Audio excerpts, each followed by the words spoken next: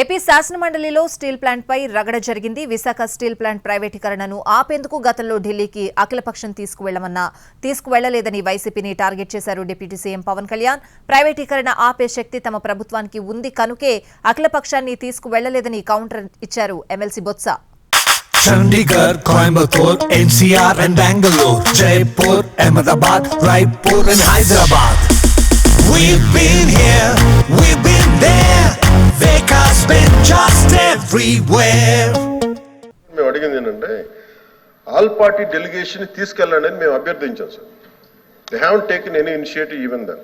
We are real ఆ రోజు నుంచి కూడా ఈ రోజు మేము ఒకటే కమిట్మెంట్తో మాట్లాడుతున్నాం, కానీ ఆ రోజున మేము అభ్యర్థించాం అధ్యక్ష. ఆల్ పార్టీ మీరు చేయండి, మేము తీసుకెళ్తాం, మేము అందరం వస్తామని మాట్లాడాం. Maybe they didn't consider it sir అధ్యక్ష. ఆల్ పార్టీ డెలిగేషన్ తీసుకెళ్ళడానికి ఎవరికి అభ్యంతరం లేదు అధ్యక్ష. ఎప్పుడు ఎప్పుడు ఎప్పుడు ఎప్పుడు ఇన్ సైడ్ అప్ వినండి వినండి వినండి వినకపోతే చెప్తారుగా. దయచేసి వినండి రామారావు గారు, వినండి. వినటానికి అభ్యంతరం ఏముంది? వినటానికి అభ్యంతరం ఏముంది? ఆ రోజున్న ప్రభుత్వానికి ఆపే శక్తి లేకపోయినప్పుడు ఆల్ పార్టీ డెలిగేషన్ రావాలని మాకు ఆ శక్తి ఉంది, అది ఉంది కాబట్టి